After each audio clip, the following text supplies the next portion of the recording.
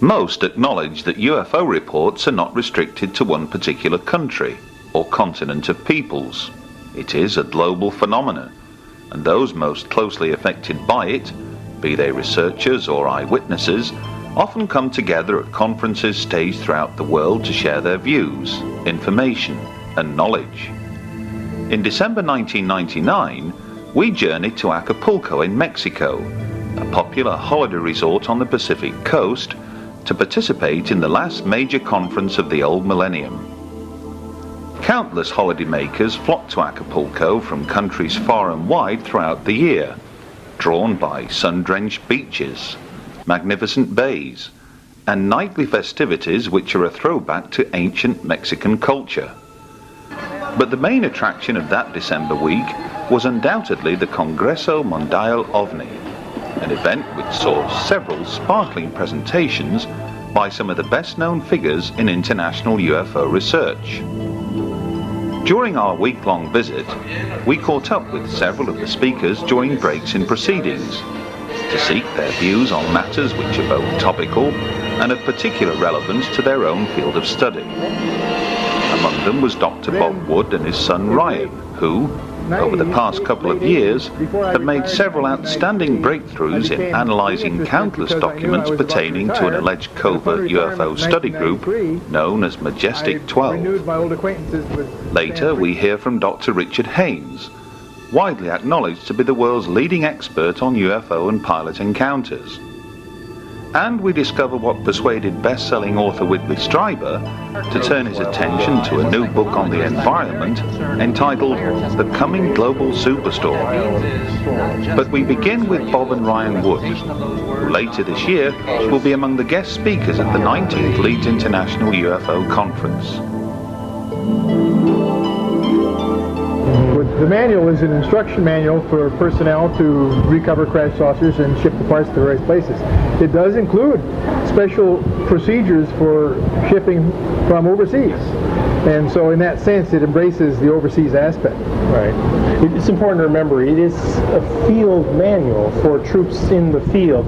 And I think that this was, it didn't give a very broad overview of the program or maybe the other foreign intelligence that may have been available, but it was sort of a how-to manual. And when you look at the mundaneness of crate packing, it is almost an identical copy of an existing field manual, Army field manual from Carlisle Barracks in Pennsylvania, where they have a reservoir of all these manuals. And you can find the references in the back of the manual perfectly line up for the era, and some of the documents changed shortly thereafter the manual was printed in April of *54. So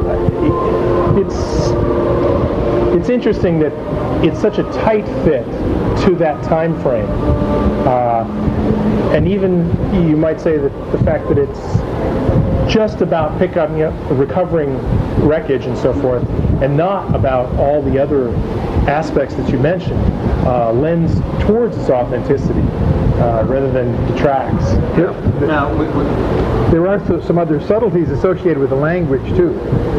For example, the use of the word screwdriver is two separate words, is the way it's shown in the manual, and that is consistent with what was in the dictionary like in 1949. And then over the next decade, it changed to one-word use as the application to a vodka drink got more prevalent. Yeah, I'm glad you mentioned some of those things. I mean, the first thing I think of is the control page in the manual. At first, the control page was not distributed because Don Berliner didn't perceive it, and then later it was discovered, and the control page has specific changes in the manual, and then initials and authorizations.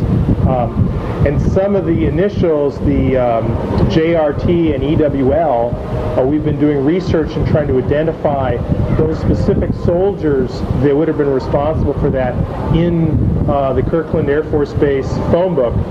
Stamped inside the manual is Unit KB-88, Building 21, Kirtland Air Force Base. And we found there really is a Building 21. It's now called Building 750.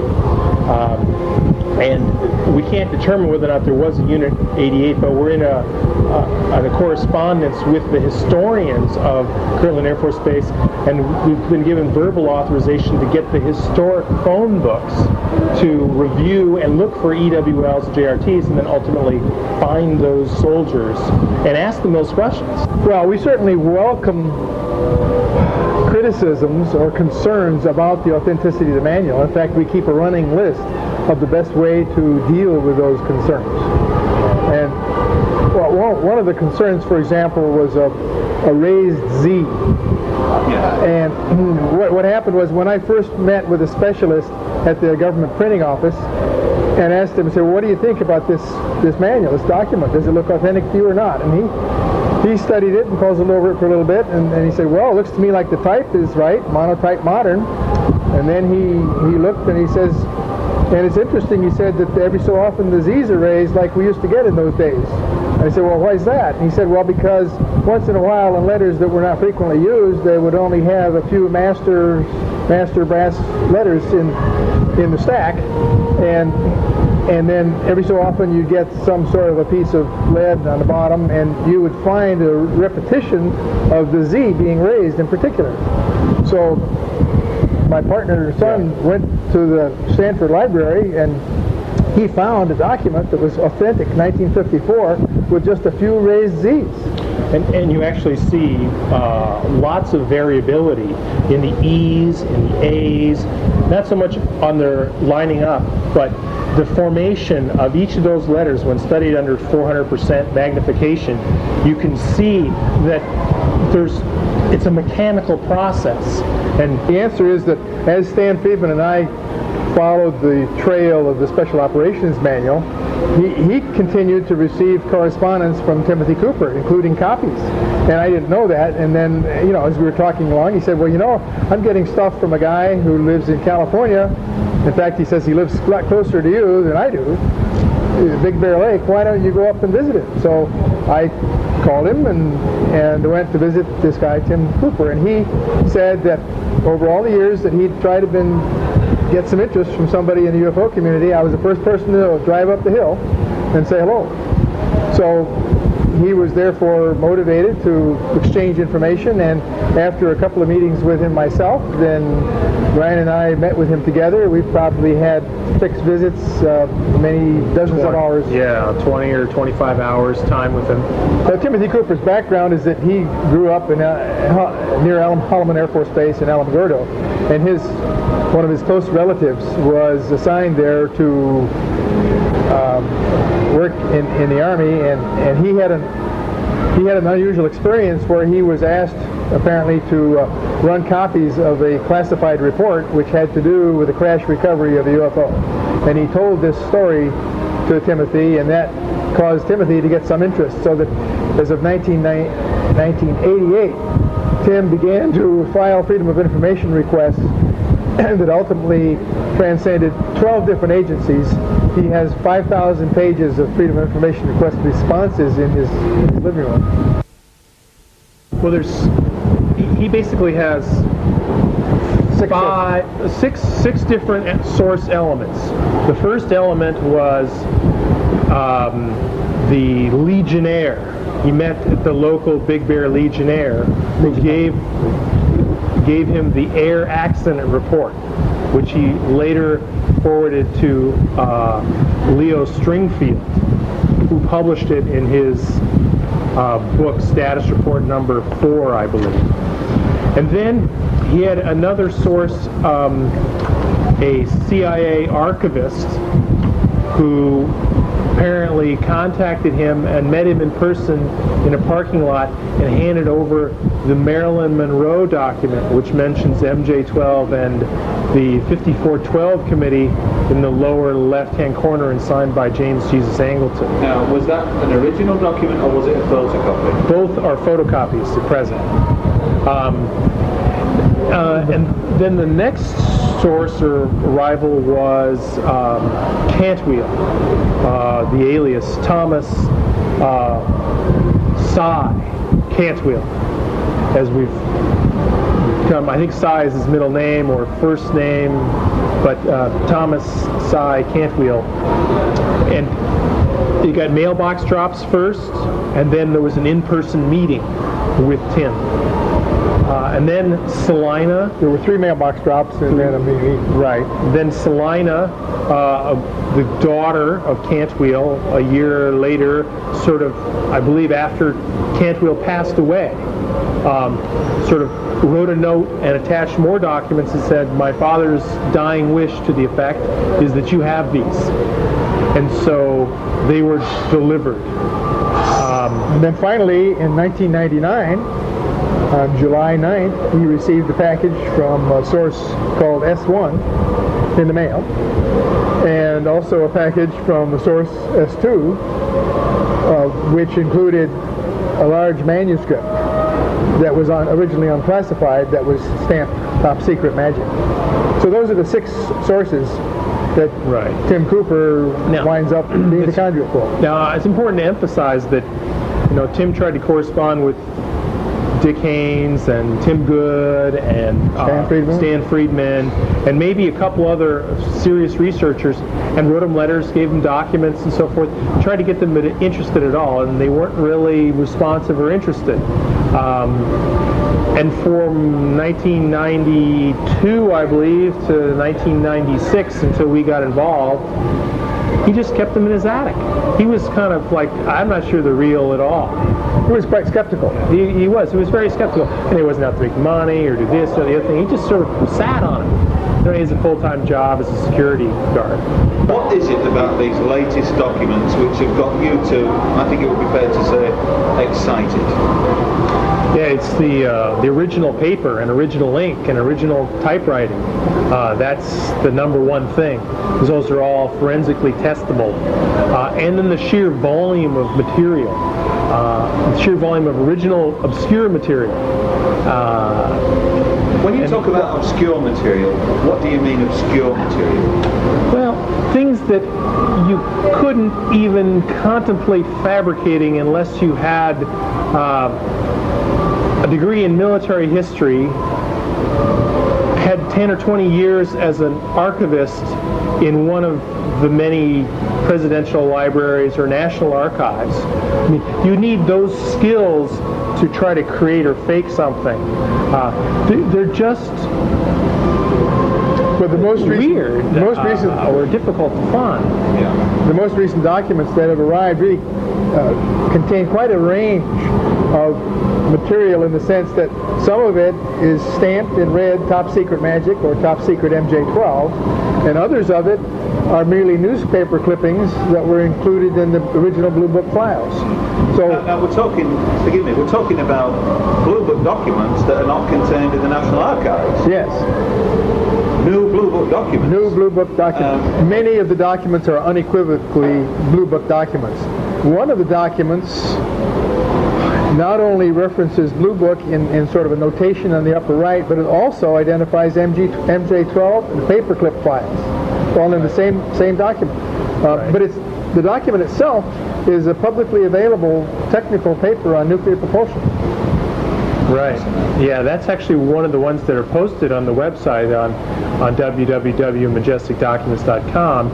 Is we posted the first 10 or 15 pages of a report on isotope thermal thrusters by John Martinez, who is alive and well today. And this report is stamped Top Secret Magic on it. It's a photocopy now, but the man's alive. He has the right expertise and background. Everything sort of checks. The only thing that hasn't been done is to go confront him or ask him, did you write this? And that's a tricky situation, because I believe for the first time we have somebody who's fingerable as a source for reverse engineering and reverse sciencing. Here's a technical paper with Top Secret Magic on it. It's talking about propulsion technologies in the 50s, or actually his papers are from the 50s in some cases, but this is actually a 1968 or 69 paper. So it may sound an obvious question, but how can we approach this guy? Well, the first thing he would do, suppose he's still cleared, he would call a security office and say, Bob and Ryan just came by to visit me and asked me about classified material. What should I say? How should I deal with that? I want to plan that and think that through a little bit. But is this a name that's, you know, it's out in the open? It is out in the open, Yeah. but nobody really understands Well, to go find him. Except until now, I just told Yeah. him. We have a long list of actions that we should be taking. One of which is, for example, contacting Dr. Ray, REA. There's a lot of names in these documents, that's isn't right. there? Right, and then the 93rd Technical Services Unit, I have their complete roster. These are the people that recovered the wreckage from Roswell, according to the Interplanetary Phenomenon Unit. Detachment 3 ran around, picked up all the wreckage and so forth. There's 160 and some odd names of privates, sergeants, PFCs, so forth, Yeah. that were responsible. And I've found 30 of them on the internet, on Yahoo search, people search. And I've started to call some of them. And the question is finding the people that are in Detachment 3. Some of them have recalled, yeah, I was in New Mexico, I was there, but not talking about anything unusual. It's like, I picked up rocket debris all summer long. That's what happened to me. That was one case, and we have probably another 20 witnesses that can be researched that are easy before you start getting the names that are exceptionally difficult to find. It clearly gave the coordinates of landing zone 2. And my first question is, I wonder where that is. I said, Ryan, do you have a topo map to go look? And so he did. I got several copies and mailed them to all my friends. And sure enough, about 800 feet or so from the Trinity burst is this longitude-latitude coordinate. And then the challenge is, well, we need an aerial photograph of this particular site. And what we found was, I went to the Whittier Archives in Southern California and went and found aerial photography of the Trinity burst site. And this is the Trinity burst site in the center with a fence around it. This is dated September 23rd, 1948. You'll notice in the lower left there's also a small circle and a round zone around that. Yes. And that is the coordinates of LZ2. And I found this particular picture before the summer drops happened at all. I mean, like March or April of this year. And then later in the summer, we got a picture in a separate envelope that was this picture. And this picture is a leaked photograph from source S1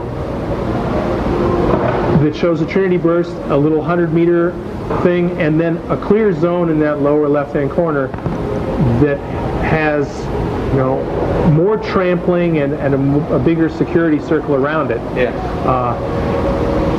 And so it's very interesting to note these two particular photographs, clearly showing that something happened. The next photograph we want to get is the one that's dated, June 30th, 1947, that there was nothing there.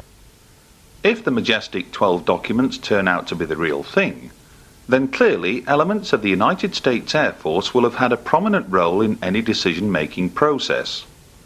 Over the past 50 years, many Air Force pilots have submitted their own official accounts of UFO encounters. But it's not just military pilots who have attracted the keen interest of American researcher Richard Haynes. His interviews with civilian pilots and flight attendants have helped Richard amass a personal data bank comprising of over 3,000 UFO pilot reports. It is, by far and away, the largest collection of its kind in the world.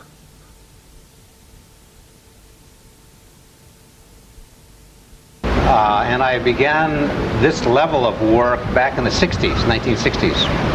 when I was doing research for NASA, and had an opportunity to meet a lot of pilots. And so it's an important area, and I continue to collect data. I have over 3,000 cases now, very good cases, but I'm trying to specialize in electromagnetic effects.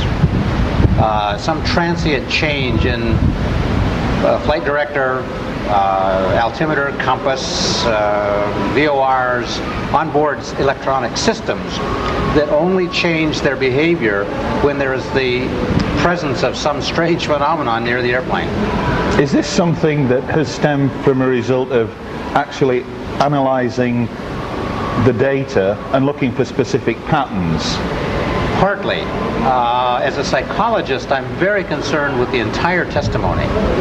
And what that means is not just the words that are used, but the presentation of those words, nonverbal communications, the engineering aspects, what the pilots tell me. So I've had to study a lot about aeronautical systems, aeronautics in general, so that I can put it in context and try to draw conclusions, not just from the patterns, which are important, but from specific details. Yeah. Your background as somebody who began this interest working with NASA, what were you actually doing with the space agency at that time, back in the early 60s? I was directing a laboratory called the High Luminance Vision Laboratory, which was basically a space simulation. And I could simulate the way objects look to the astronauts in outer space. And this was done for rendezvous and docking purposes, for Gemini, Project Gemini. And during that research, I came to discover that I could set up an optical situation in my laboratory. It was a clean room, before there were clean rooms. And there was a solar simulator for realistic sunlight as it exists in space. And I could set up a target situation that could totally fool the observer. And I was surprised at that. I didn't expect that that could happen. But by controlling the optical variables, I discovered that I could fool you. I could make you see anything I wanted you to see practically. I could change shape, color, size, intensity, orientation, distance. And so I said to myself, I can explain UFOs. They're just misidentified natural phenomena. And I think as a skeptic, I set out to disprove the whole thing. Well, it wasn't very long before I found out that I was wrong. I couldn't explain everything that way. Yeah.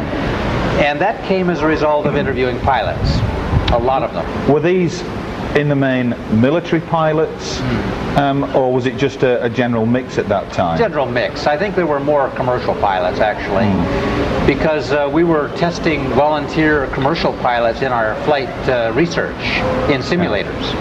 But was there one specific incident that you can recall that set you on this trail, if you like, of making damn sure that when the opportunity arises, you can have a quick word with those pilots, and then if necessary, if the pilot's conducive to your line of questioning, do a lengthier study on a particular incident and the like? Well, was there one thing that stuck out? I wish I could say yes, but my conversion was slow and gradual, because I'm a skeptical, kind of a stubborn person.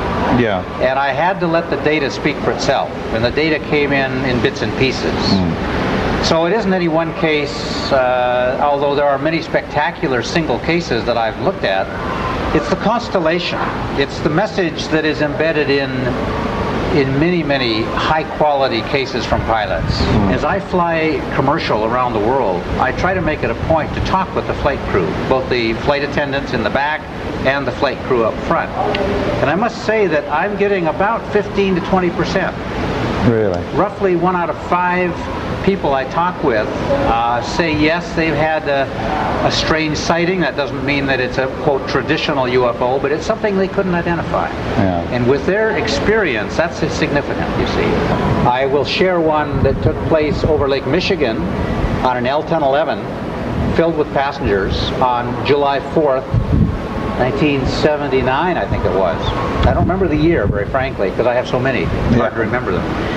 But they were on autopilot at cruise altitude, cruise speed. The sun is above them and slightly behind them.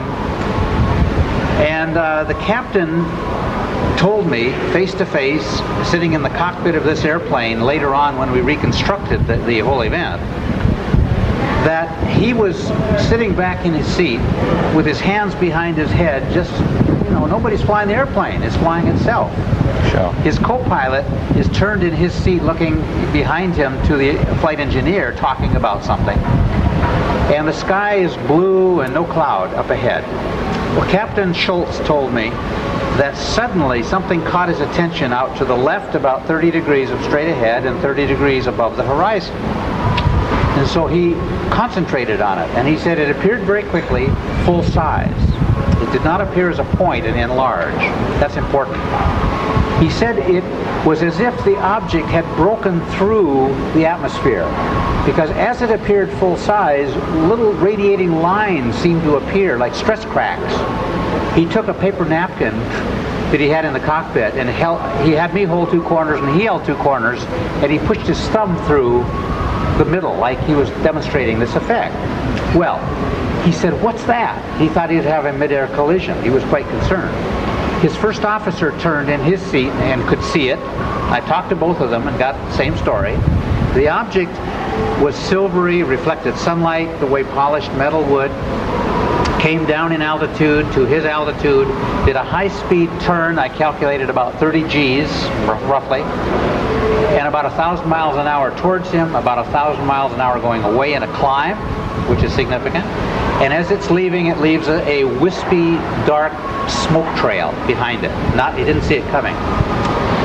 He said that he immediately radioed the Milwaukee center, flight traffic control, and said, "Do you have any other traffic up here with us?" And they checked their radar and said, "No, we have nobody up here." And he didn't report it, obviously. I met a Soviet fighter pilot who'd retired by the time I met him. This was approximately 1995, 94 that I met him. And he came to Novosibirsk, where I was lecturing at the university there, to meet me from Chelyabinsk. And because he had this story to tell, and he couldn't find anyone to tell it to. And so I'd been there from America, and so he came over. Well, he was in a Czechoslovak two-place trainer, but he was alone in the cockpit, doing acrobatic training. It was a clear, sunny day, very cold, as you might imagine, in the Ural region. Well, he was doing acrobatic loops, vertical loops.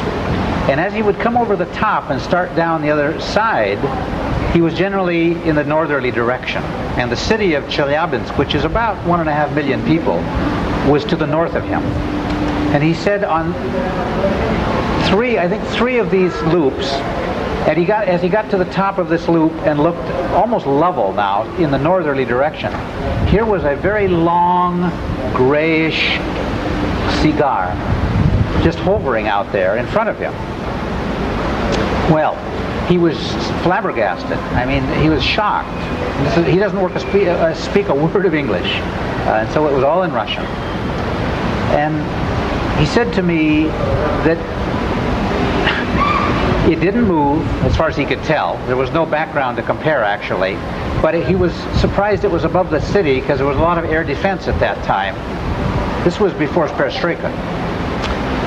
And he did 3 of these loops, and each time it was in the same place, and he radioed the field where he had taken off from, which was to the south and east of the city quite a ways. "Do you have anything on radar?" And they checked, nothing on radar. So they said, "Come back and land. Don't stay up there." He had no weapons on board the plane. It was just a training flight.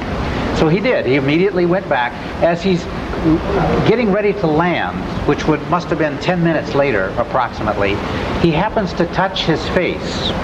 He's wearing a leather flight helmet, no goggles, so it's unexposed around his eyes, and an oxygen mask. He gave me the oxygen mask as a souvenir.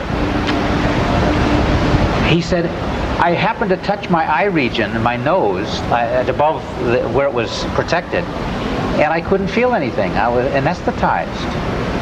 And he used the Russian word for cork. He said, "My skin felt hard and puffy, and I had no sensation there, like cork." So he landed. he's getting a little concerned, right? Went right, got out of the airplane, went right to the dispensary, to the doctor. The doctor examined him and said, "You have some sort of burns, skin burns. Come back and see me in a day if they don't repair." Well, he said for about 2.5 to 3 weeks, his skin right in this open region here puffed out, he said, about 1/2 inch. Well, I talked to his wife when I was visiting years later in Chelyabinsk, and she backed up the story. She used her own words, but it backed up the story. She was scared. Some sort of radiation she was concerned about. And eventually, after 2-3 weeks, it goes back to normal, and there's nothing remaining, by the way, today. He was very concerned, as you might imagine. And I said, "Would you be willing to let me hypnotize you?" And this is only the second time I've had a pilot agree. And so in Russian, would you believe, I hypnotized this Russian pilot, the Soviet pilot, and he comes out with more details under hypnosis, which tells me that it's a valid technique, and I can't bias him in any significant way because I don't know that cockpit that well. Later on, I studied the cockpit and the flight performance of the aircraft, and I can tell you the wavelength transmission of the windows, because I'm concerned of how many seconds he was exposed, assuming it was from that object. What is the radiation dose falling on the skin that would produce that level of effect, even though we don't know what it is. It was edema. It was a water buildup, but we don't understand the hardness, the cork effect, let's call it. It was a very interesting case from the Soviet Union. One case comes to mind, a pilot and 3 passengers, 2 of whom were pilots themselves, were flying from southern Florida up to North Carolina at night in a twin-engine propeller plane. And Willie Smith did the analysis with Dr. Hynek years ago. The 2 of them interviewed the pilot. Well, they had electromagnetic problems with their VOR, which is part of the in-flight navigation system, such that it was drifting them farther and farther out to sea. They were over the Atlantic Ocean at the time.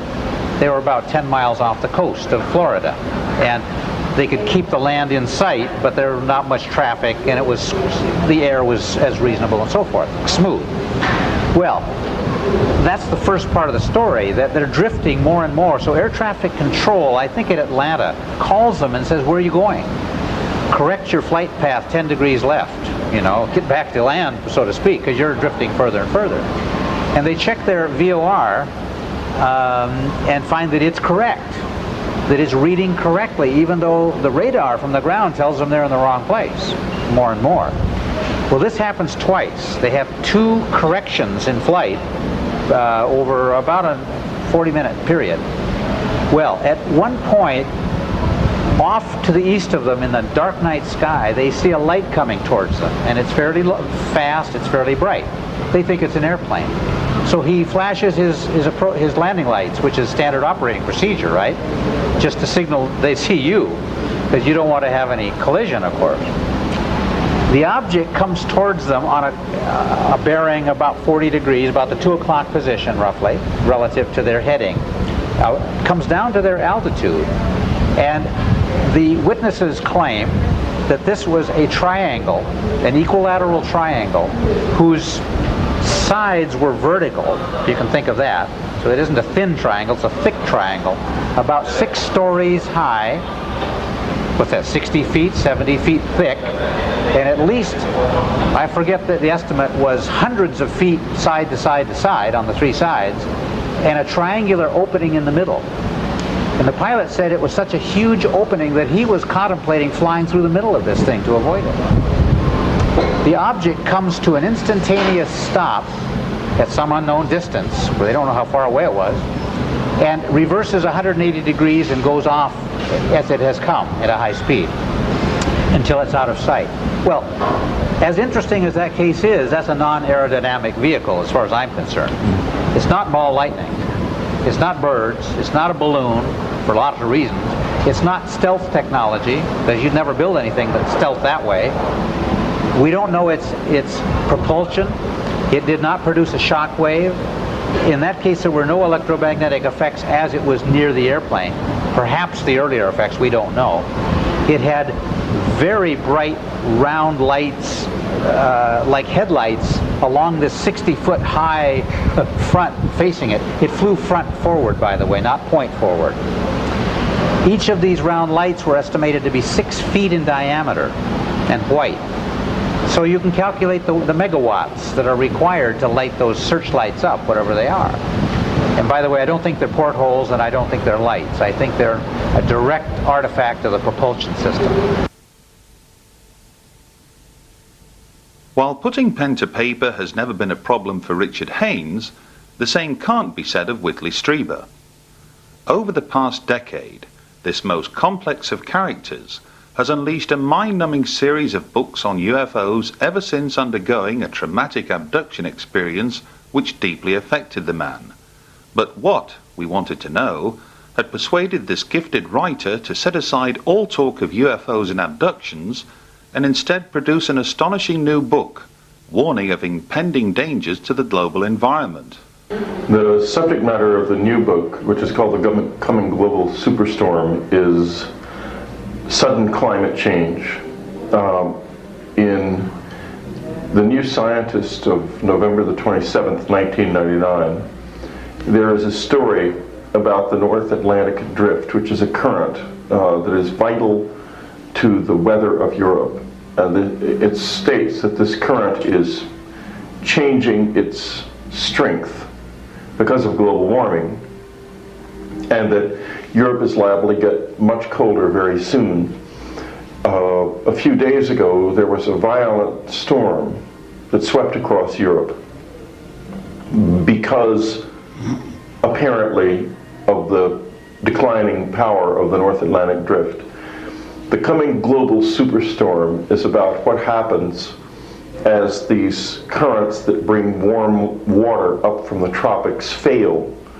And the reason they will fail is that the water in the northern oceans is getting so warm that the heat pump effect between the tropics and the north is ending. And the ironic danger of global warming is not that things will get too hot, but that they're going to get very much colder very suddenly, and the first place at peril is Europe. That is essentially the thesis of this book. What was it, what was the catalyst, if there was such a thing, that inspired you to research, if you like, the environment and produce this book? Well, I was writing a book called The Edge with the radio show host Art Bell. We were working on it together when I had a meeting in Toronto with a gentleman who seemed to know a great deal about the way the planet works, including giving me a quick 2-paragraph explanation of ice ages, and the comment he also made was that this was about to happen again. And I took notes while he was talking, and it was complex, but I was able to sort them out well enough. And when I sorted them out, I began to realize that what he had described was at the absolute edge of scientific knowledge of how the process of ice ages has taken place. And it was very interesting, and I could also see that it was a very important warning because things were going to fall to pieces pretty soon, and we really weren't looking for this. We didn't realize it. So Art and I decided to change the subject of the book and write about this. This gentleman that I met came to my room in the middle of the night at 3 o'clock in the morning, and he seemed as human as you and me. He just was terribly brilliant. And there were many, many other things that he spoke about as well that I thought were richly insightful. It was a marvelous meeting, and that was where it started. Now, there's no mention whatsoever of UFOs or extraterrestrials or anything of that ilk in the book itself, but nonetheless, would it be fair to say that all of these so-called visitations, all of these global events that some label UFO phenomena, some label contact, some label all manner of things, would it be fair to say that all of this has now, if you like, you found a meaning for this, that the well-being, the safety, if you like, of our planet is uppermost in the importance, if you like, of the phenomena, or whoever is behind the phenomena? The well-being of the planet and of us is uppermost in my mind. I have taken from my experiences whatever I could to serve that, including trying to understand whether or not there really are aliens here. I tried hard to find this man, to understand who he was and how he had gotten to where I was in the middle of the night, when there was no one except just 3 or 4 people even knew where I was. I was unable to do so. I consider him to be in some way connected with the phenomenon, but I don't know how. He seemed totally human. Good evening, Acapulco. Buenas noches, Acapulco. The UFO Congress in Acapulco was a memorable event, made all the more so after the Pope gave his personal blessing to the organisers, through his close friend and Catholic Church theologian, Monsignor Corrado Balducci, the same Pope who only a year before had travelled to Mexico City and been greeted not just by millions on the ground below, but an extraordinary fleet of spheres which appeared directly overhead.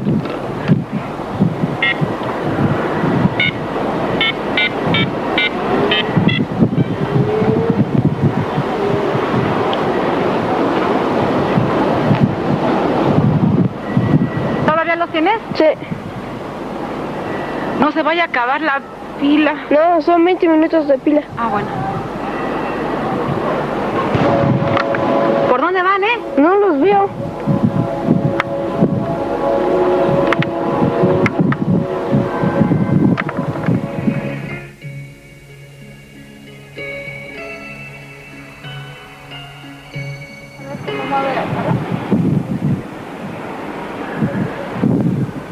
No, son tres esferas. For years, skeptics and debunkers, and indeed some UFO researchers, have poured scorn on the so-called fleets. They insist that the sphere-like objects are nothing more than balloons. However, during our visit to Acapulco, Russell Callahan stumbled across a little-known but crucial fact that belies this argument. Well, here we are putting the final touches to another edition of UFOs Hard Evidence. And just reflecting on what Graham had to say there, the trip to Acapulco was indeed fantastic. It was a privilege to be invited there to speak. We actually showed the Mexican people some of the NASA footage that has got people talking across the globe, really, by way of a thank you. Let's be honest now, Mexico has provided some of the best rational UFO footage and images and accounts for the last 10 years from anywhere else on the world, and it's Jaime Maussan who's been instrumental in making sure that this stuff goes out to people. We've done our bit, we've made sure that people see what Jaime's been presenting. Now, some people will have different feelings on some of the Mexican footage. For instance, we saw there Roman Catholic city, or a Roman Catholic country. Mexico City alone has 22 million people. 98% of those are Roman Catholics. The Pope's visit was important and it meant a lot to those people. Shall we say that the fact that footage was recorded on the day of the Pope's visit isn't surprising. The Catholic Church, as we've seen in earlier editions of UFOs Hard Evidence and of course in the magazine, are embracing the subject in Mexico City. The word UFO is in the Vatican's own directory, and Monsignor Corrado Balducci seems to be at ease with the subject with the Mexican people. So much so that when we stood there on the Wednesday night and heard Corrado Balducci deliver the Pope's personal blessing on the Congress and wishing it success and happiness to the people who were there, It's a milestone that wasn't talked about anywhere other than in Mexico. Surely that should make the news, but that's another story. What we're talking about is, are these fleets the real McCoy? Are they balloons? Are they hoaxes? Are they stars? Well, the stars for me, no. The skeptics seem to hang on to anything and everything that's feasible. Stars can't be stars in the daylight. These things are moving about, for goodness sake. Look closely at the footage. They don't move in the same direction. These things wander around each other. The formations change, especially this one on the day of the Pope's arrival. The formations are constantly changing. Birds don't fly like that. Birds tend to stay together and move together. And if we watch carefully, we can see that there's different motion, different speeds within the actual fleet or flotilla or whatever you'd like to refer to it as. We don't know what they are. One thing that I'm fast becoming to accept that they aren't are balloons. Now, we've heard over the years, and last year there was some remarkable footage shot in the south of England that the people at the television company who recorded this footage didn't want to share it with anyone, so the only people who saw it were those fortunate to be in the south of England on the night of the newscast, or if someone's been fortunate to see a recording of this thing. Leading researchers in this country turn around and say, oh, these are just balloons. Well, Mexico City is a little bit different. This country, 600-700 feet above sea level is the norm. The high peaks up on the moors of Yorkshire and up in the Cumbrian mountains, 1,100 feet above sea level. That's nothing. Mexico City is thousands and thousands of meters above sea.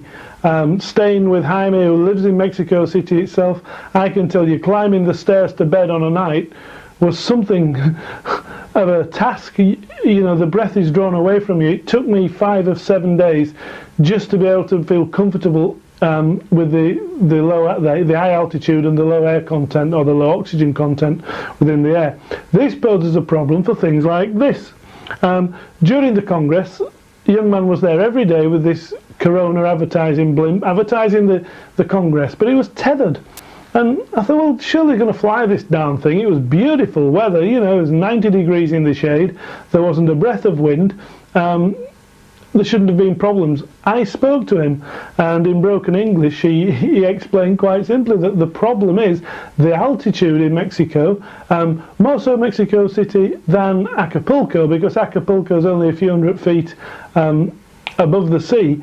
But the quality of helium gas that's to go into these things to fill them makes the expense enormous to fill one of these blimps with high quality helium to get lift.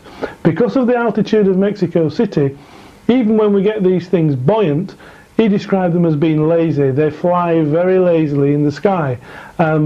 Yes, children's balloons are available. We've seen the cartoon characters, the little silver balloons, and I've seen them where people have let go of them. And they don't achieve a great height. These things seem to saunter about at 10-15 feet above the ground and end up getting caught in the electricity cables that are only maybe 20 feet above the road. Now that's due, quite simply, to the atmosphere, the air conditions in Mexico City. Again, very high altitude, very thin air, the helium just can't lift the balloons, and to say that a fleet of balloons could be released, hundreds of balloons, in the Pope's image we've counted 50 different things there, 50 different images. If this was the case, and these things are flying at several thousand feet, the volume of helium gas and the expense of helium gas to fill these balloons to achieve this sort of lift would put you in the category of paying somewhere around about 15 or 20 pounds a balloon. Mexican people don't earn that in a week. Ask yourself the question, are they going to pay that for a balloon? No. I do not think these are balloons. As we approach the dawn of a new millennium, something else of potentially huge importance was taking place on the other side of the world. On the 26th of December, the Phenomena exhibition opened its doors at the Fremantle passenger terminal near Perth, Western Australia. Some 2 years in the planning and a solid year in the making, the organisers of Phenomena intend to clone the exhibition and, through a worldwide franchising operation, help further educate tens of millions as to the reality of this subject. Occupying some 12,000 square feet of space and employing some of the very latest visual and display technology, the exhibition is composed of several pods, each comprising of a particular theme. UFO Magazine has worked closely with the exhibition organisers during the past 2 years and made a sizable contribution in terms of literature, fact-finding, images and videotape material. Elsewhere, Dr. Roger Lear has supported the venture by kindly donating some of his prized surgically removed implants, while a mysterious sphere that fell to Earth in Mexico several years ago was loaned by Jaime Maussan and housed in an impressive glass casing. So join with us now as we wander through this truly unique exhibition, one that will reopen its doors in Sydney later in the year and later appear in towns and cities across the globe.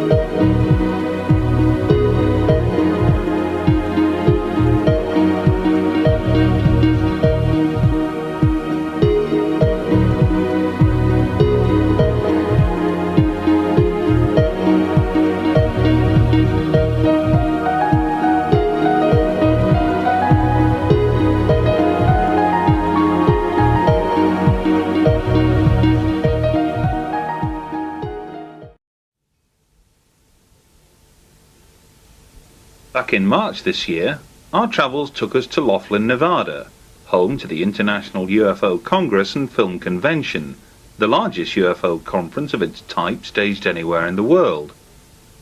Once more, our cameras were present to record several on-the-spot interviews with some of the key speakers. Larry Warren is no stranger to UK shores, but did he have anything new to add to those events he first described in his book Left at East Gate, which claimed among other things that a UFO appeared over Rendlesham Forest in December 1980. Cameras and such like were taken into the woods over this period of time, but nobody until now has ever seen any images.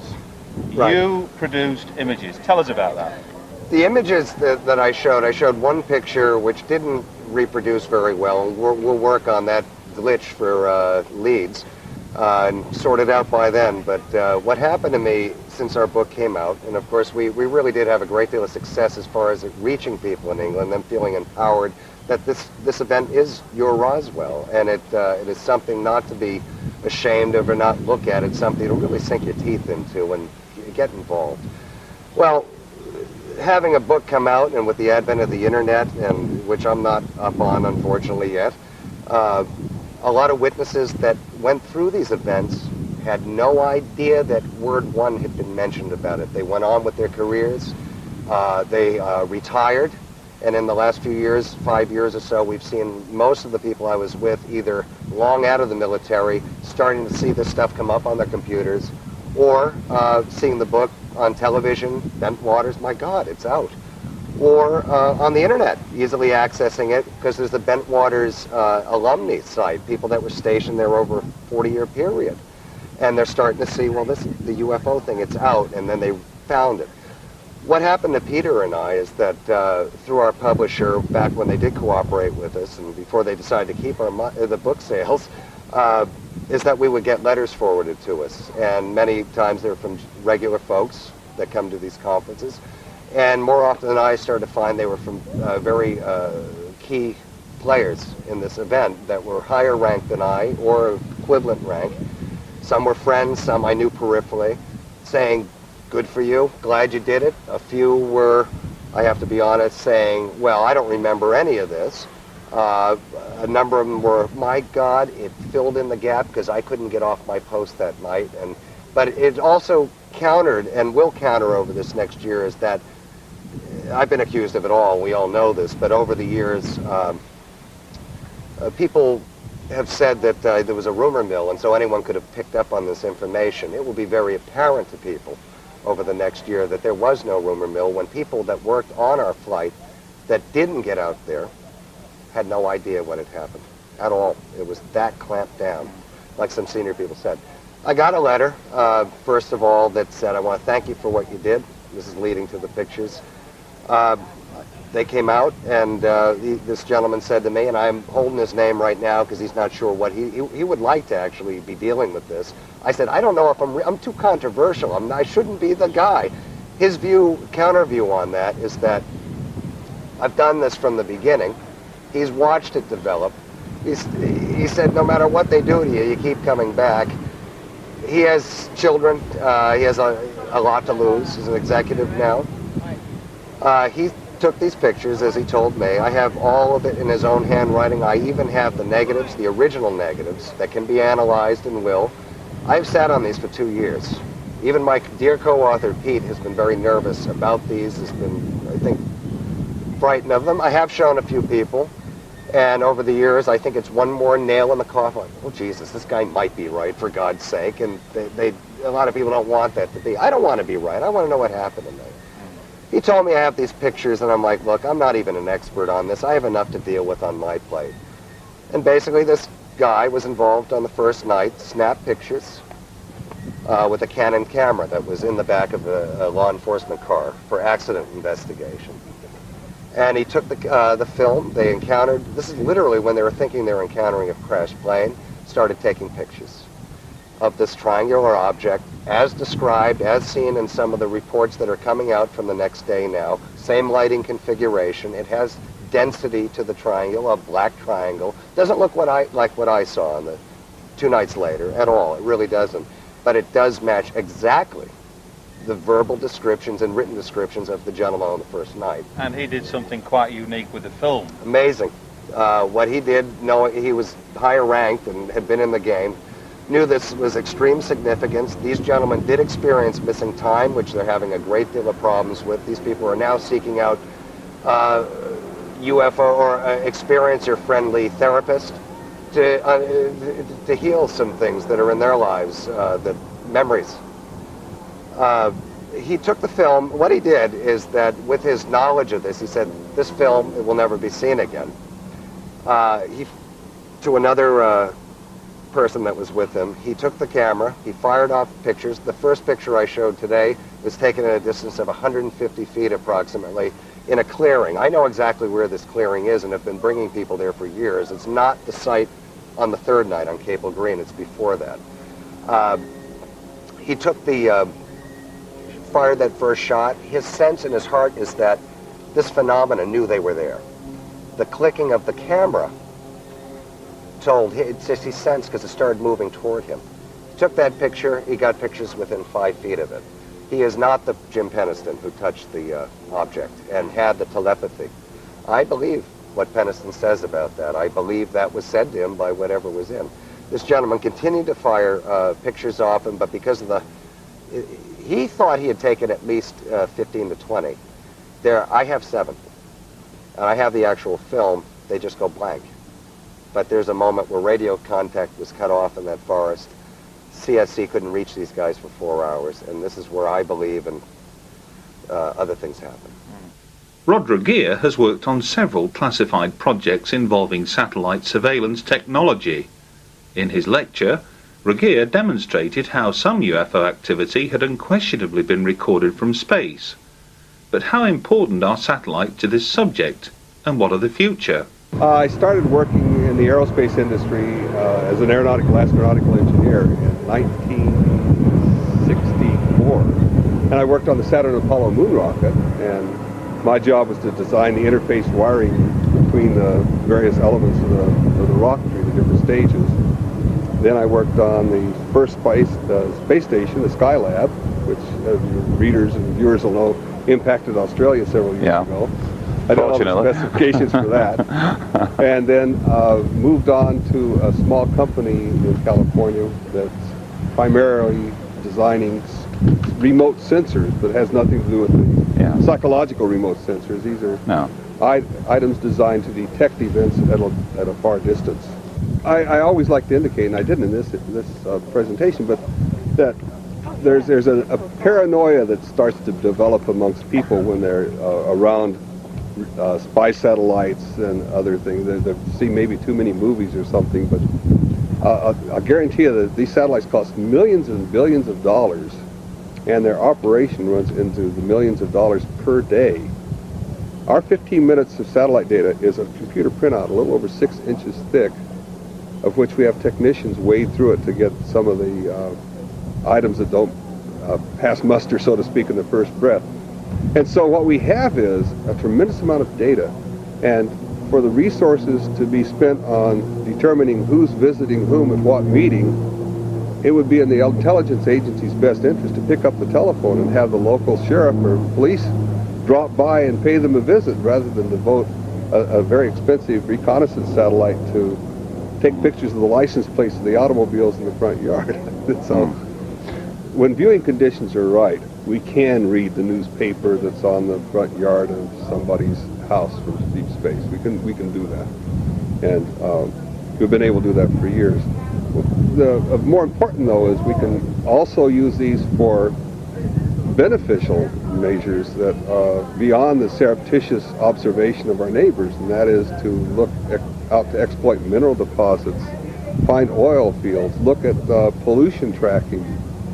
For law enforcement, we can track vehicles that may present a problem to us. We can watch troop movements. We can see refugees and maybe allocate resources. We can look for crop failures.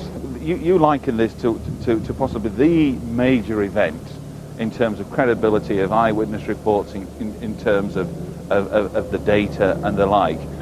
How significant do you think it is, therefore, that we have corroboration, if you like, from an American reconnaissance satellite that something was over Tehran at that time? I think the primary importance was that it demonstrated graphically, I believe, for the first time, both the capability and the limitations. We spotted this thing, we had it, and yet we were defenseless against it. Fortunately, I think we were able to sort of sit back and say, it's happening to a neighbor, and therefore we can coolly observe it, as opposed to it's happening in my front yard and I must worry to defend my family against it. And I think that allowed us to put in some measures. I know one of them was to improve communication systems that enable us to get the information back sooner. And I think that the lessons learned from the Tehran were instrumental in helping us in the Gulf War, because we've greatly increased our capabilities between those two events in a short period of time, when you're talking about the time lag in military procurement and activities to go along there. Yeah. Intrigued to learn of the post-Tehran reports as this thing sped through the Mediterranean and out towards the Atlantic. Presumably then, was there no means for the satellite technology? It might have obviously been passed on to another satellite, I don't know. No data to suggest that this thing was tracked by satellite at that time. Our satellite did not track it. What I believe happened is, as they change energy states, they become, the spectrum of observation shifts. And when they change energy states, we get to the point where we can't really detract. That's where I said the ultraviolet would be good for that. Visible light, when they reach a high energy state, they disappear. Yeah. Where do you think satellite technology is going to be, say, 10, 20 years hence from now? And what impact do you think, generally speaking, that's going to have here for people on Earth? I believe the big push, and as we've already seen it start, will be on Earth resources management. And I mean that as the population continues to grow, we need to find new oil deposits to exploit, we need new mineral deposits, We need to really vigorously pursue monitoring the cleanliness of our water and our atmosphere. Where are the sources of pollution? And we can do that readily from space. So that the person who's doing the pollution can be tracked down and not his innocent neighbor who happens to have a smaller checkbook. So the biggest growth area I see is in enabling you and me to have a much better life as a result of applying this technology to our day-to-day living experiences, traffic patterns, cattle and animal migrations, and there's all manner of, we're only limited by our imagination, by what we can see looking down at this beautiful planet of ours, and wisely trying to monitor and care for it and nurture it. And I think we've got an opportunity to do that now that we've never had before. At the beginning of the year, Peter Gersten, head of Citizens Against UFO Secrecy, challenged the US government in court to come clean about its knowledge of flying triangles. After winning a preliminary judgment in his favour, he later lost the argument when the judge ruled in favour of the government. Although this interview was conducted before the appeal, it nonetheless affords a fascinating insight into the mindset and thinking behind one of ufology's most influential characters. Peter, fantastic interest throughout the UK in the recent trials and tribulations, shall we say, regarding your efforts to challenge various government departments as to the dissemination, if you will, of documented information relating to triangular craft. You're the man on the spot, shall we say.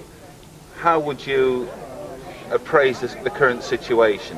I mean, this is quite a unique thing, isn't it, to get the judge to actually side with you? Oh, yes. This is the first time CAUSE has brought Citizens Against UFO Secrecy.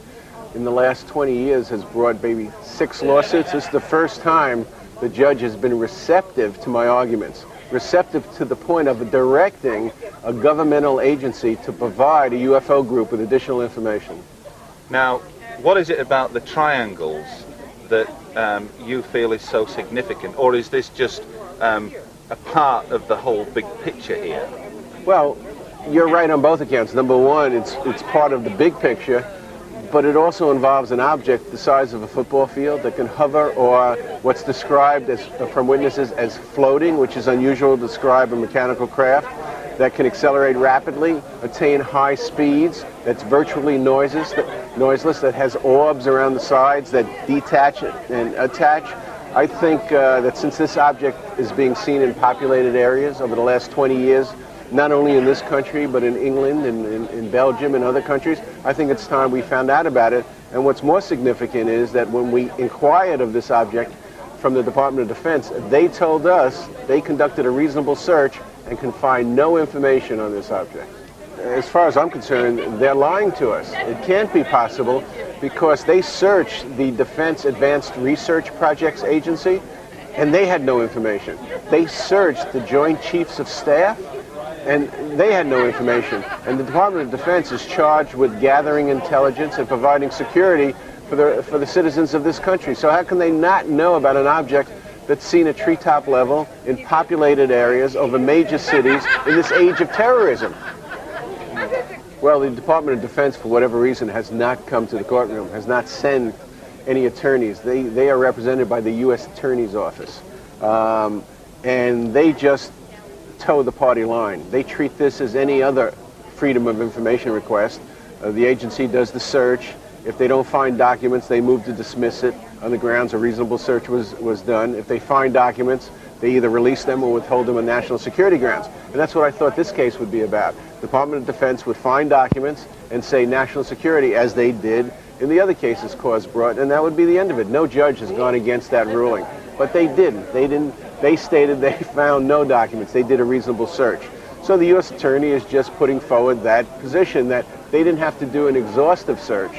All they had to do is a reasonable search. They did a reasonable search. There are no documents. What we submitted, what Citizens Against UFO Secrecy submitted, were 33 affidavits from people that actually saw the object, were willing to come forward, put it down on paper, and then swear to the contents. So we submitted this to the judge, said, Judge, look, this object exists, Judge. It exists not only over the last 20 years, but it was seen last month. You know, so how could they not have information? How could they have done a reasonable search and not found anything? And the judge was convinced that at least at this level they have to provide us with more information telling us about their search. The obvious question then arises, where are we going with this now? Where does Peter Gersten and Citizens Against UFO Secrecy hope to take this now? What's the next step? We hope to go where no group has gone before. We hope to go into the darkest recesses of these governmental agencies to search for the truth and to end the secrecy. Although Bob and Ryan Wood kindly spoke of their majestic 12 research in Acapulco, here at Laughlin, Ryan took the opportunity to share with us just a part of his massive image portfolio. Example, this happens to be on phone records for 30 June 47, back to Roswell. There's other documents. Here's one on 14 July 47, all talking about phone records. Basically, there's a big complaint that people are using the phone too much, and that only certain top-level brass can use the phone back to Washington because the lines are always jammed. You know, talk about good circumstantial evidence, and it's right here in historical typewriter, on negative, off microfilm. Just for somebody to fake this is an incredible amount of work for an unclear, nebulous purpose. This is the envelope where the other 77 pictures came, addressed to Tim Cooper and postmarked McLean, Virginia. And what was in this envelope was a series of color pictures, which I've broken into several different categories: craft, back channels, group photos, documents, MJ-12 portraits, and then autopsy. One of the craft pictures was a picture of the X-plane. And the X-plane is noteworthy in our documents because it's an experimental aircraft that crashed in New Mexico along the same time as one of the UFOs. And it's the earliest experimental aircraft which the U-2 spy plane was based upon. It was made by Convair.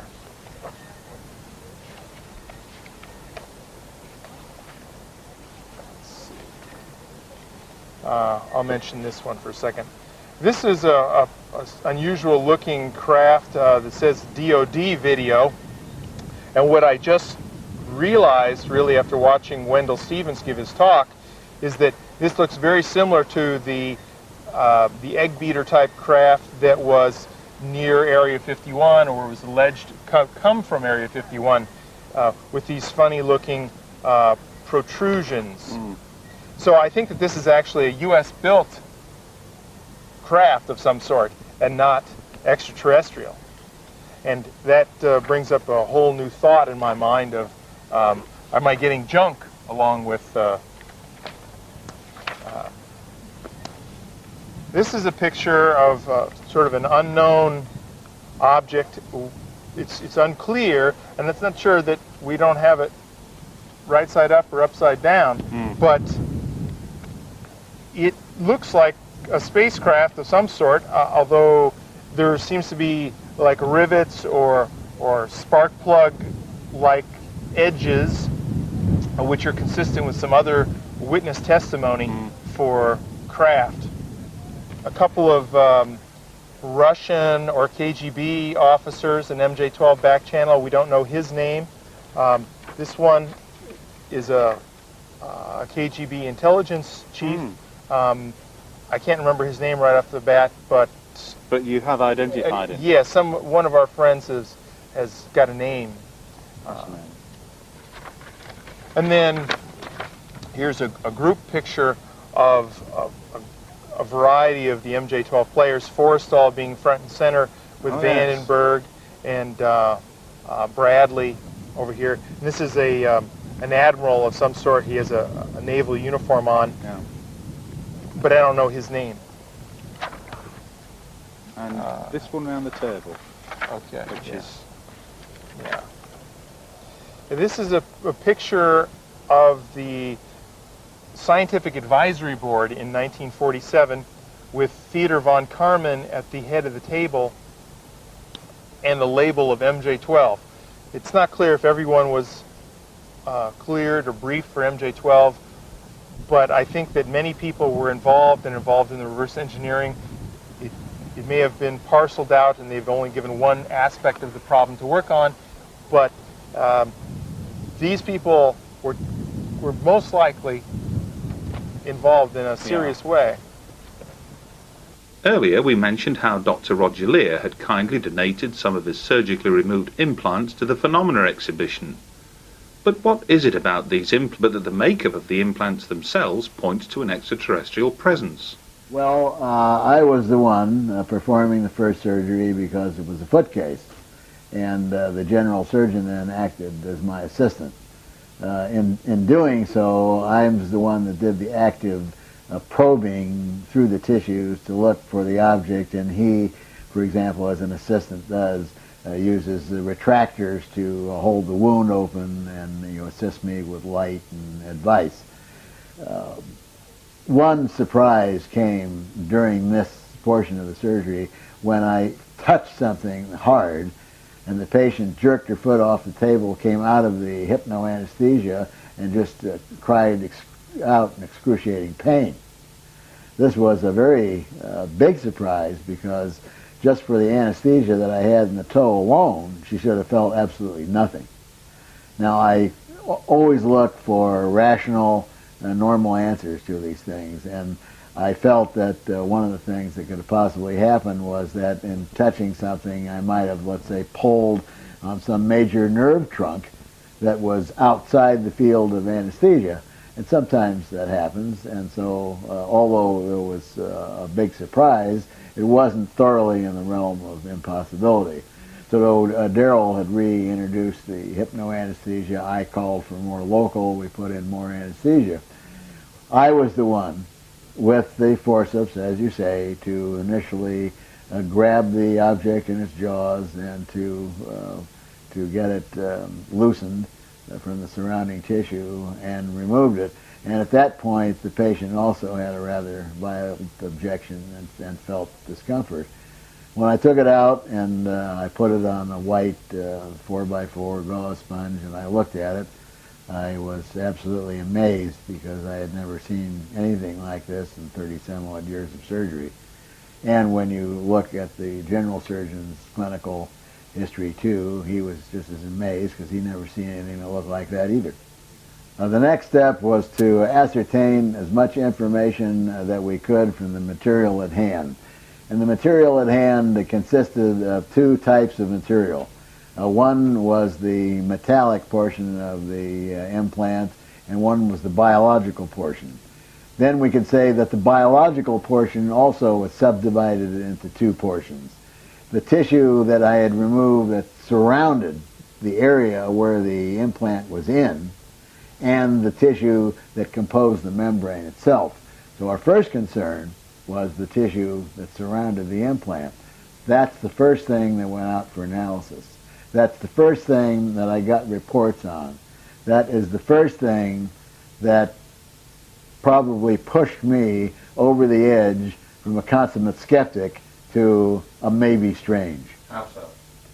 Because we found two things in the surgical pathology, came back separately. They were only told, laboratories were only told, that this was soft tissue surrounding a foreign body and the place that it was taken from. The primary concern of a laboratory when receiving a soft tissue specimen today is whether it's malignant or benign. That's their primary interest. And so, first of all, they came back, the tissue was benign. There was nothing there to indicate any kind of malignancy, no tumor-type tissue. Next thing what we found was that the tissue contained no evidence of an inflammatory response. And when I saw this, I read the first report, I said, gee, this is weird, what kind of a fluke is this? And thinking to myself, this lady must be a very strange lady because she doesn't react to inflammation when she gets something in her body. Individual thing, individual anomaly. Strange, but could happen. Then I read the second pathology report, which came back on the gentleman with the object in the hand, and again, in different language, different words, but saying the same thing, no inflammatory response. And I said, wait a minute. 2 individuals? Oh, there's something very strange here. Then the second strange thing we found, that in both individuals, these areas were loaded with what are called nerve proprioceptors, little special sensor organs of nerves in tissue where it is not anatomically correct to be. Anatomically, if we look at the body, or we look at the chart, or we look at a copy of Gray's Anatomy, or if you do surgery for 30 years, there's areas in the body where structures are constant. In other words, if you opened up a toe, you would expect to find bone. You would expect to find muscle. You would expect to find some blood supply. You would expect to find some nerve supply. Nerves and specialized nerve tissue run in the areas where they're supposed to be anatomically correct. If you look in a book, this is the training. Most human beings, if we open them up, certain areas of the body, all the anatomical structures will be the same. So that's actually what allows surgery to take place. We don't expect to open a chest and in one individual find the heart 2/3 on the right, 1/3 on the left. It's always 2/3 on the left, 1/3 on the right. The tissues where these objects came out of were sort of a fatty, fibrous, cushioning type of tissue, deep down next to a bone. These are not places where you find specialized end organs for nerves. It was found that if the objects were taken out of the blood serum solution and dried, the membrane became brittle and lost its tensile strength. And then you could take any sharp instrument and cut through it, scrape it off the metal that was within. And when we first did that, we found out that there was 2 pieces of metal that composed the T-shaped object, not one. But it would be impossible to know that as it came out of the body, because you could not move one little metal member on the other. It would not move. It was wrapped so tightly with this membrane structure, one piece of metal would not move upon the other. So that's how we got it off, and that's the next step, was that we took pieces of the membrane and we sent that for analysis. The results of the membrane analysis, again, was one of the many surprises now, one piled upon another, which propelled me into an area that I wound up in today. The membrane was composed of only 3 simple human biological substances. One is called a protein coagulum, which just means that it's protein derived from clotted blood. That's the bulk. And in this bulk, if you look at it under the microscope, you see some brown granules that look like raisins. And these brown granules were subjected to an iron stain, and it came back positive, and it was determined then that these brown granules was a substance called hemosiderin. And hemosiderin is an iron pigment, and it's oxygen-binding pigment, the cousin of which is hemoglobin, which is in the red cells. It's the carrier transport mechanism for oxygen about the body. Then the third and the last thing that we found were strands of keratin. And keratin makes up the outer layer of your skin, makes up your fingernails, toenails, your hair, and the first few layers of the cornea of the eye. And those are the only places you find keratin on the body. Now, there is a pathological situation. In other words, abnormal physiology is pathology. There are abnormal situations where you can find a process occurring in deep tissues of the body called keratinization. In other words, things can be coated with keratin. And we don't know why that occurs, but it's some sort of a genetic anomaly. But this was not keratinization. This was actually keratin strands that were in this membrane. And after learning that, I went into the medical school textbooks at Stanford, Harvard University, George Washington School of Medicine on the computer and tried to see if there was something listed in the pathology books that I was not aware of, or something that may have been discovered for my 30 years of practice that I did not know. And I was unable to find anything that had ever been removed from the human body that was composed of these three substances. And this is a challenge that I put out today, that I make, of course, to anyone in the scientific field, is if they think these are mundane objects, then please, please direct me to where I might look into a textbook and see this material somewhere else. I think we might say that the total sum of what I've done so far is do 8 surgeries to date, and that the 8 surgeries have netted us 9 objects. And of the 9 objects, 1 turned out to be an ordinary piece of strange glass that contained sulfur. So that leaves us with 8 objects from 8 surgeries, all which turn out to be very strange. 3 of these 8 objects are little grayish white balls that are attached to an abnormality of the skin. And these were mistaken by a dermatologist in one case to be a lesion called a calcifying epithelioma, saying that the little grayish white ball was a ball of calcium. This was one of the first specimens that went into the National Institute for Discovery Science, and it turned out to have 21 different elements, and none was calcium. The information on the other balls, we are just starting now to get that information in because of the lack of funding and the cost of these tests. Now the other 5 objects are all metal objects and all covered with this very strange membrane. 3 of the 5 objects are little cantaloupe seed shaped affairs, and once the membrane is removed, there's a little metallic rod inside. The other one that was removed from the toe of the lady was a T-shaped object which contained 2 little metallic rods, one butted against the other. And the last one was a metallic triangle that was removed from a gentleman's jaw, also covered with this very strange membrane. Now, the first set of results came because the National Institute for Discovery Science had sent some of these metallic objects to Los Alamos National Labs. Los Alamos did a comprehensive examination with an electron microscope and told us what elements were in the metal rods. And at the end of their report, they merely suggested more research, more tests should be done. At that point, we knew we didn't have an ordinary piece of wood or a twig. We knew that a prestigious laboratory such as Los Alamos would not say go do further testing if they had an ordinary mundane object. So the objects then went back to NIDS, and from NIDS they went out to New Mexico Tech, which is another world-class laboratory, and an entire battery of metallurgical examinations were performed.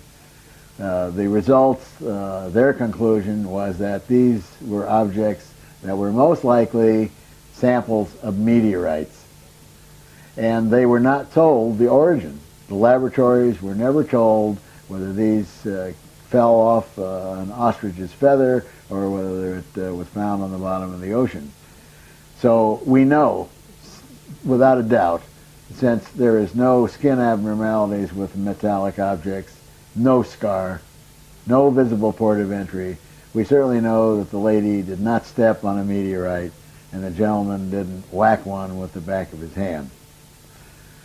Finally, to top off the metallurgical testing, tests were run at the University of California, and the researcher there determined that some of the metals, some of the elements in these objects contain non-terrestrial isotopic ratios, which means they don't come from this Earth. By this time, I don't think that I could have had any further surprises that would push me farther over the edge than I already was. This was the icing on the cake. This then meant that we were proposing the most profound question that could absolutely be proposed to mankind.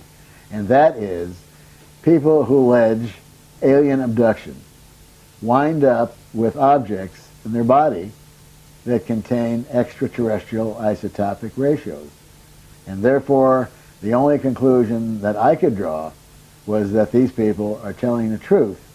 And this is proof that mankind has been manipulated by extraterrestrials, interdimensionals, some other being other than human beings. To end this edition of UFOs Hard Evidence, here's a look at some recent and not so recent video footage gleaned from UFO enthusiasts around the world. Until the next time, thanks for watching, and we look forward to the pleasure of your company again in the not too distant future.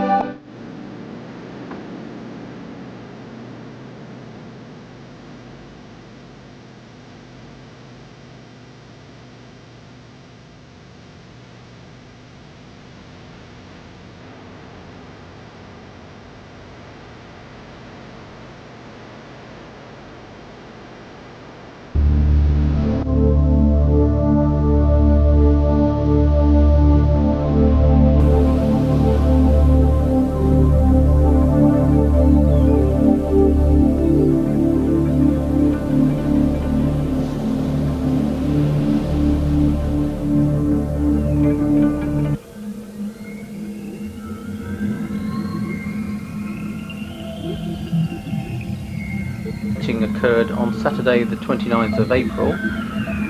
What was unusual about this sighting was there were actually 4 separate sightings of craft within the space of roughly an hour and a half. This first piece of video you can see here shows a UFO with an aircraft in its very immediate vicinity. The aircraft seems to be above the cloud because it gets obscured behind the cloud. The UFO is actually, I believe, beneath it because it hovers underneath. So there could be some distance between the two craft, but still in aviation terms it's quite a near-miss event. So I think it's quite significant for those reasons.